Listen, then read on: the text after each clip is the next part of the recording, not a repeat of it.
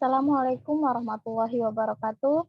Saya Sriyanti Tarihoran dari Tadris Biologi 2 semester 5 dengan NIM 0310192055. Di sini saya ingin mempresentasikan hasil jawaban UAS teori genetika saya. Yang saya hormati Ibu dosen pengampu Umi Nur Atini Dwi Jayanti MPD. Kali ini saya ingin mempresentasikan jawaban UAS teori saya untuk memenuhi mata kuliah genetika. Langsung saja untuk mempersingkat waktu, di sini saya ingin menjelaskan mengenai analisis perbedaan tahapan inisiasi dan terminasi transkripsi pada makhluk hidup eukariotik dan prokariotik. Pada makhluk hidup eukariotik, inisiasi transkripsi.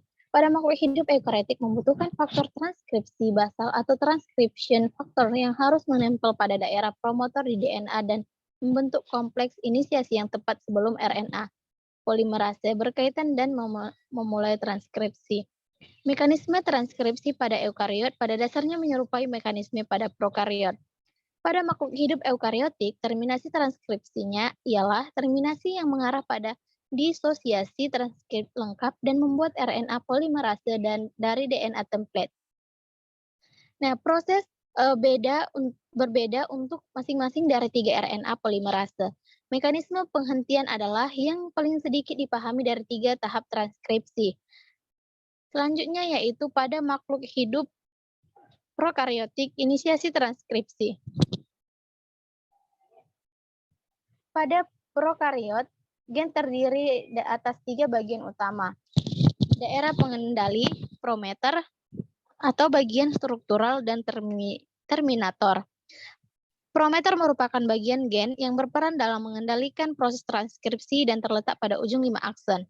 Promoter pada prokariot juga terdiri atas operator, bagian struktural adalah bagian gen yang terletak di sebelah hilir atau downstream dari promoter. Bagian inilah yang mengandung urutan DNA spesifik atau kode-kode genetik yang akan ditranskripsi. Selanjutnya pada makhluk hidup eukariotik, terminasi transkripsi. Nah, ini adalah proses terminasi transkripsi pada prokariot tergantung faktor RHO dan tidak tergantung faktor RHO. Nah, tahapan inisiasi pada makhluk hidup eukariotik dan prokariotik dimulai dengan mengikat ribosomal submit kecil kepada urutan rantai mRNA dan selanjutnya submit mengikat subunit besar membentuk kompleks inisiasi. Nah, sedangkan pada prokariotik, faktor inisiasinya yaitu EF1, EF2, dan EF3. Sedangkan pada eukariotik, EIF4, EIF4E, dan EIF4G.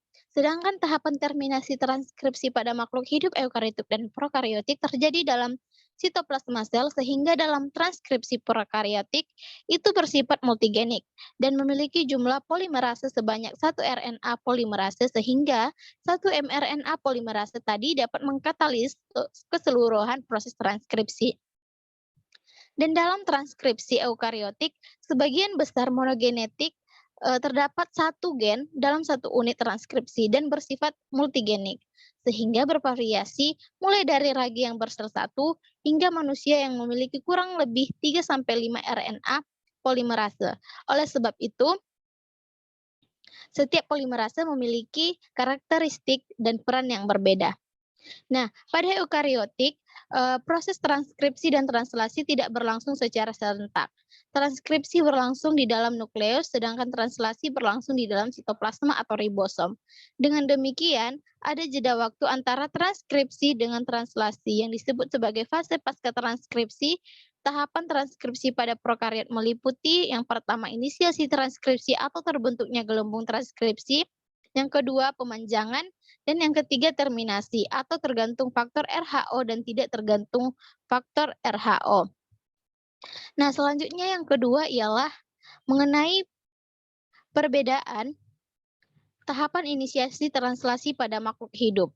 Nah, yang translasi pada eukariot yaitu pada eukariot transkripsi terjadi tidak bersamaan dengan translasi. Dengan adanya membran inti pada eukariot dapat dibedakan tempat terjadinya transkripsi dan translasi. Jadi Translasi transkripsi terjadi di dalam inti, sedangkan translasi terjadi di sitoplasma. Waktunya pun tidak dapat terjadi bersamaan, sebab sebelum dapat melakukan translasi harus merampungkan lebih dahulu proses transkripsi. Proses transkripsi dan translasi ini pada eukariot pun lebih kompleks daripada prokariot. Nah, translasi pada prokariot yaitu translasi terjadi sebelum transkripsi sepenuhnya dirampungkan. Hal ini memungkinkan karena pada prokariot molekul mRNA ditranslasikan berdasarkan arah dari ujung 5 aksen ke ujung 3 aksen. Selain dari itu, pada prokariotik tidak terdapat membran inti sehingga tidak ada yang memisahkan transkripsi dan translasi sebagaimana yang terjadi pada eukariot sehingga translasi dapat segera dilakukan. Nah, inisiasi pada translasi, perbedaan utama antara permulaan translasi eukariot dan prokariot adalah pada prokariot yang kompleks. Permulaan translasi terjadi secara langsung di permulaan kodon, titik di mana sintesis protein akan mulai, sedangkan eukariot memakai proses tak langsung untuk menemukan permulaan titik. Fungsi faktor translasi prokariot yaitu faktor inisiasi, elongasi, dan riles. Proses selama translasi ini pada eukariotik dan prokariot inisiasi, elongasi, dan terminasi. Nah, proses translasi pada sel prokariot dan eukariotik ini memiliki mekanisme dasar yang sama, namun memiliki perbedaan seperti struktur membran inti sel karena prokariotik tidak memiliki membran inti, sehingga setelah terjadi transkripsi, maka dapat langsung melakukan translasi, sedangkan pada eukariotik harus terlebih dahulu sampai selesai baru dialirkan sampai ke sitoplasma untuk translasi. Nah, yang selanjutnya, yang ketiga ialah mengenai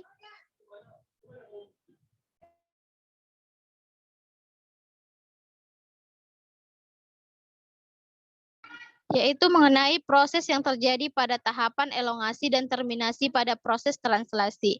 Nah, pada tahapan elongasi pada proses translasi dapat dikatakan terjadi di dalam sitoplasma dengan bantuan ribosom.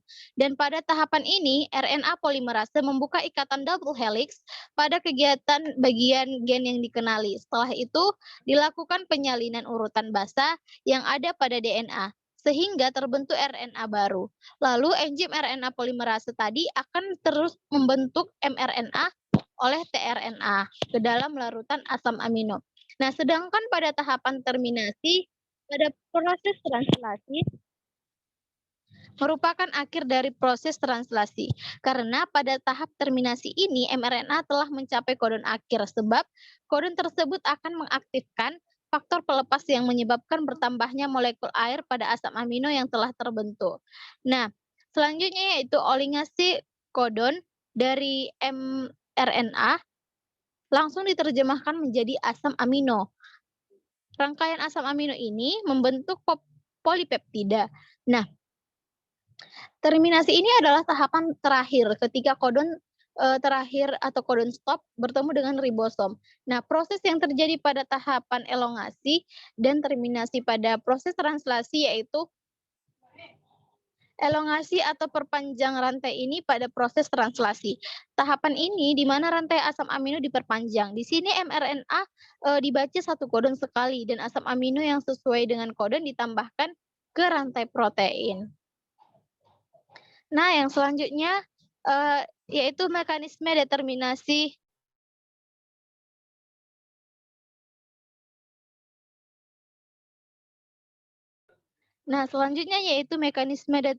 kelamin pada makhluk hidup prokariot dan eukariot. Nah, yang di mana mekanisme determinasi kelamin pada makhluk hidup eukariot ini merupakan yang pertama klamidomonas. Sel-selnya biasanya haploid dan dapat memproduksi secara vegetatif. Terdapat dua kelamin yaitu positif dan negatif atau jantan dan betina. Pada kelamin jantan dibagi menjadi 5 tingkat atau valensi dan betina juga dibagi menjadi 5 tingkat atau valensi. Apapun valensi jantan atau betina dapat berkonjugasi. Nah, determinasi kelamin pada makhluk hidup prokariotik dan eukariotik adalah proses penentuan jenis kelamin pada makhluk hidup berdasarkan kromosom kelamin. Dan pada proses determinasi kelamin ini tidak dipengaruhi oleh sistem hormon yang mengatur fisiologis dan fungsi internal tubuh. Akan tetapi, sistem hormon hanya memegang peran dalam perkembangan ciri-ciri kelamin sekunder. Mekanisme determinasi pada makhluk hidup memiliki faktor sebagai berikut. Yang pertama, gen S*1, yang dimana gen yang aktif berperan dalam terbentuknya kelamin betina, kerjanya didukung oleh kromosom X dan ditentukan dan ditekan oleh autosom. Yang kedua, gen TRA atau transformer, yaitu mengubah individu jantan maupun betina menjadi interseks. Dan yang ketiga yaitu suhu. Pada suhu tinggi, individu interseks berkembang ke arah betina, sedangkan sebaliknya, pada suhu rendah akan berkembang ke arah jantan. Nah, sebagai satu contoh yaitu bakteri E. coli. Jika dilihat dari bakteri E. coli, jika dilihat genetiknya, organisme berkawin senter memiliki materi genetik tambahan yaitu F atau fertile.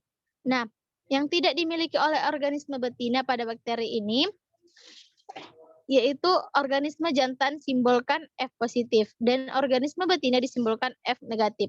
Nah, F positif dapat mentransfer faktor F yang dimiliki ke fase F negatif dan F negatif dapat berubah menjadi F positif. Hal ini bisa terjadi karena F positif berisi plasmid atau faktor F. Pada plastik tersebut, terdapat kelompok gen TRA atau gen tersebut yang membuat bakteri tersebut dapat memiliki kemampuan mentransfer materi genetiknya. Sedangkan ekspresi kelamin pada makhluk hidup eukariotik terlihat lebih maju dibandingkan makhluk prokariotik. Makhluk hidup eukariotik umumnya telah mampu membedakan antara jenis kelamin jantan dan jenis kelamin betina dengan keberadaan kromosom kelamin. Nah, yang selanjutnya yaitu konsep genetik yang dapat menjelaskan warna pada kucing kaliko. Nah, pada kucing kaliko,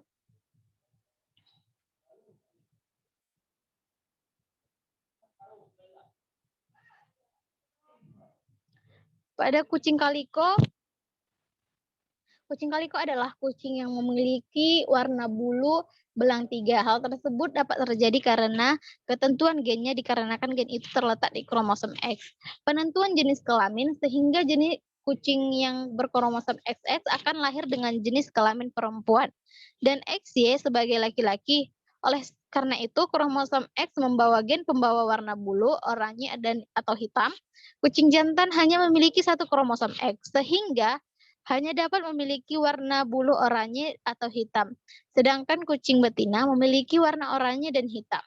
Maka dapat dikatakan bahwa hanya kucing betina yang memiliki 2 kromosom X lah yang dapat memiliki warna bulu belang 3 yang berwarna.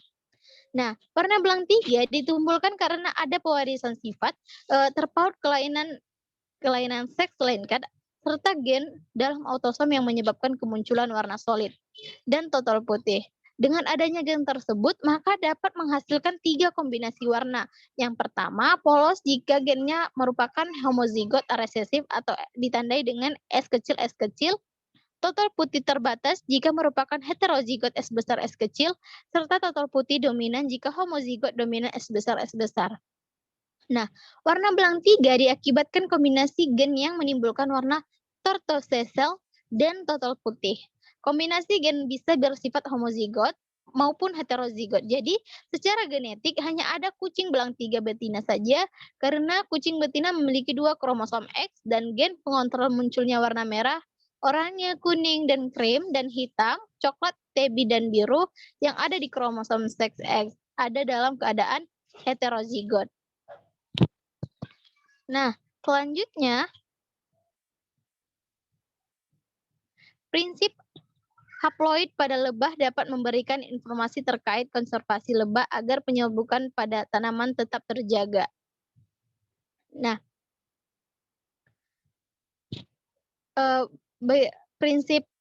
pada spesies haploid betina berkembang dari telur dan jantan yang telah dibuahi sel telur.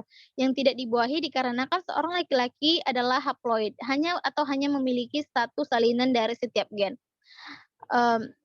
Anak perempuan atau yang haploid dengan 2 salinan dari setiap gen, anak perempuannya berbagi 100% gennya dan 50% ibu mereka. Oleh karena itu mereka berbagi 75% gen mereka satu sama lain.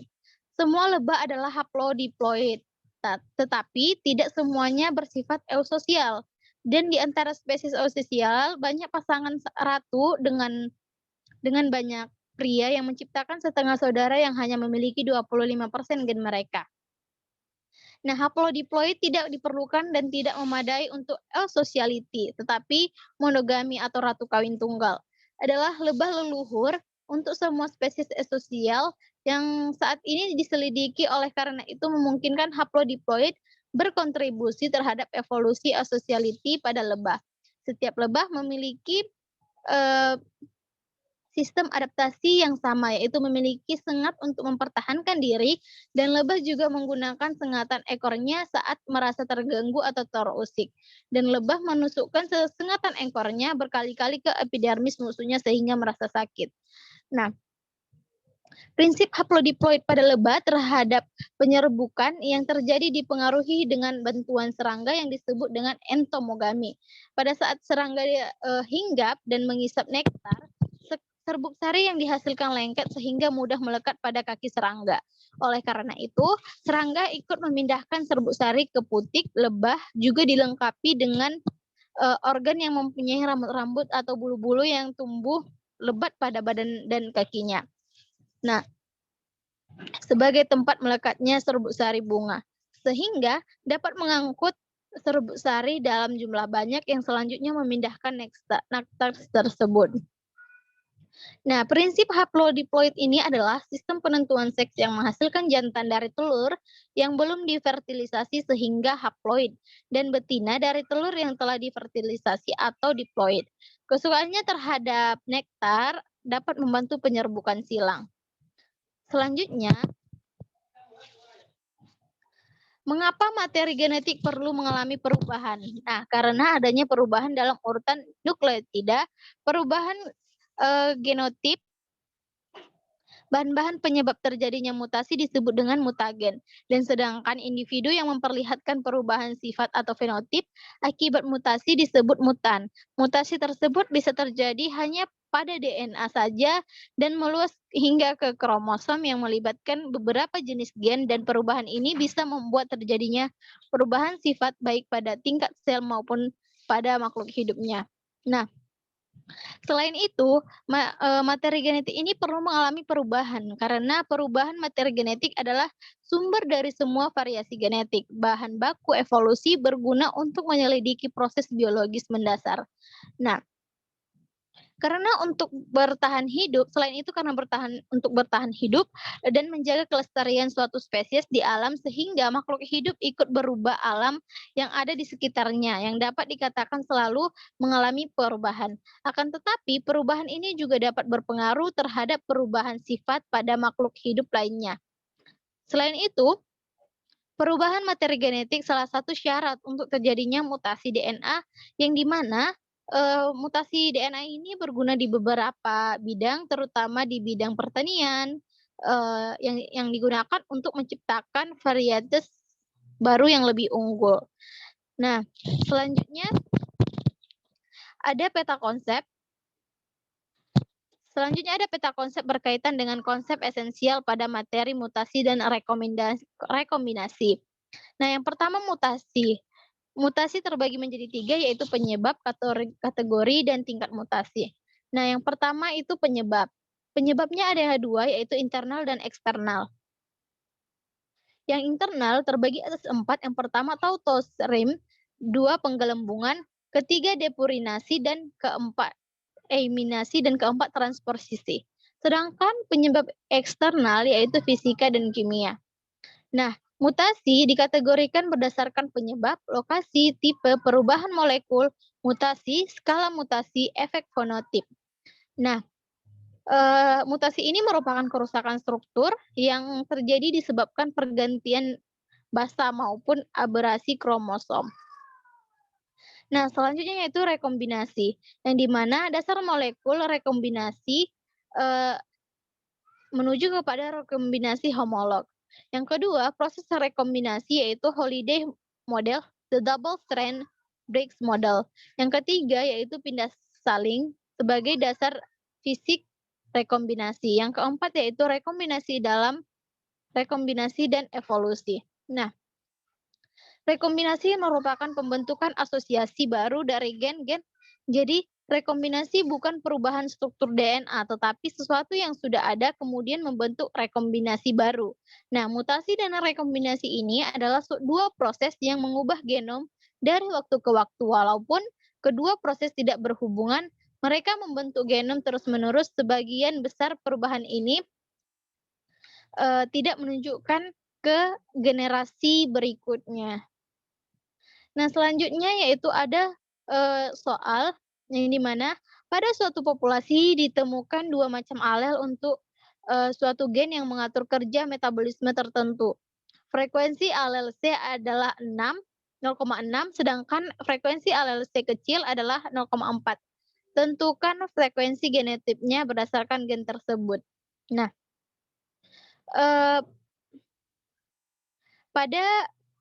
asas Hardy-Weinberg menyatakan bahwa frekuensi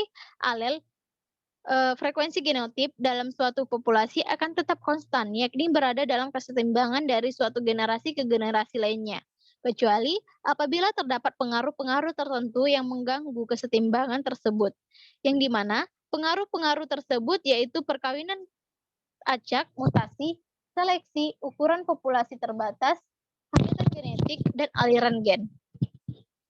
Nah, contoh yang paling sederhana dapat terlihat pada suatu lokus tunggal beralel ganda, yang dimana alel yang dominan ditandai A besar dan yang resesif ditandai A kecil. Kedua frekuensi hal tersebut ditandai P dan Q. Secara berurutan, frekuensi A sama dengan P, frekuensi A kecil sama dengan Q. P tambah Q sama dengan 1. Apabila populasi berada dalam kesetimbangan, maka frekuensi A besar sama dengan P kuadrat. Untuk homozigot, A besar dalam populasi frekuensi A kecil sama dengan Q kuadrat. Untuk homozigot A besar dan frekuensi A besar A kecil sama dengan 2PQ untuk heterozigot. Nah, dalam hal ini kita ketahui bahwa C besar sama dengan 0,6, C kecil sama dengan 0,4. Nah, ditanya frekuensi genotip. Di sini kita tentukan dulu frekuensi alel yang dimana C besar sama dengan P, yaitu 0,6, dan Q sama dengan 0,4. Maka frekuensi genotip kita masukkan rumus yang pertama, yaitu C besar sama dengan P kuadrat. P kuadrat sama dengan 0,6. Maka 0,6 dikuadratkan menjadi 0,36.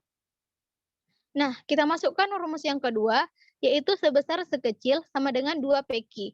Maka 2 dikali 0,6 dikali 0,4. Maka dapat hasil 0,48. Rumus yang ketiga yaitu C kecil sama dengan Q kuadrat. Maka Q kuadrat kita ganti menjadi 0,4. Maka 0,4 dikuadratkan menjadi 0,16. Jadi hasil dari frekuensi genotip berdasarkan gen tersebut adalah 0,36 ditambah 0,348 ditambah 0,16 sama dengan 1. Maka frekuensi genotip berdasarkan gen ialah 1. Nah, selanjutnya di sini ada soal berupa suatu populasi terdiri atas 90 orang normal dan 10 orang albino. Albino ditentukan oleh alel resesif A pada keadaan hozigot, sedangkan fenotip normal ditentukan oleh alel dominan A. Tentukan frekuensi alel dan frekuensi genotipnya. Nah, hukum Hardy-Weinberg menyatakan bahwa frekuensi alel dan genotip dalam suatu populasi selalu tetap selama beberapa generasi, dan hukum Hardy-Weinberg berfungsi sebagai parameter evolusi pada suatu populasi, dan apabila frekuensi gen selalu konstan, maka populasi tersebut tidak mengalami evolusi. Apabila salah satu syarat tidak terpenuhi, maka frekuensi gen berubah yang menyebabkan terjadinya evolusi. Nah, di sini sudah kita ketahui bahwa normal merupakan 90, albino sama dengan 10, maka total 90 ditambah 10 sama dengan 100. Nah, yang ditanya tentukan frekuensi alel dan frekuensi genotip. Yang pertama kita selesaikan dulu frekuensi alel, yang dimana Q dikuadrat menjadi 0,1. Maka 0,1 menjadi 0,3. P ditambah Q sama dengan 1. P sama dengan 1 dikurang Q. Maka 1 dikurang 0,32 sama dengan 0,68. Nah, untuk menentukan frekuensi genotip, kita masukkan rumus yang pertama, yaitu A besar sama dengan P kuadrat. Maka P dikuadratkan menjadi 0,68 dikuadratkan menjadi 0,46. Nah, selanjutnya untuk yang kedua, kita masukkan rumus yang kedua, yaitu A besar A kecil sama dengan 2PQ. Maka 2 dikali PQ. Kita masukkan P, yaitu 0,68 dikali 0,32 Q. Menjadi hasilnya 0,43. Nah, yang ketiga, kita masukkan rumus yang ketiga, yaitu A kecil sama dengan Q kuadrat. Maka Q di kuadrat, yaitu 0,32 kuadrat sama dengan 0,10. Maka inilah hasil frekuensi alel dan frekuensi genotip dari menentukan frekuensi alel dan frekuensi genotip. Baiklah, hanya sekian yang bisa saya sampaikan. Kurang lebih saya mohon maaf. Saya akhiri. Wabillahi taufiq wal hidayah wa ridho wal inayah. Wassalamualaikum warahmatullahi wabarakatuh.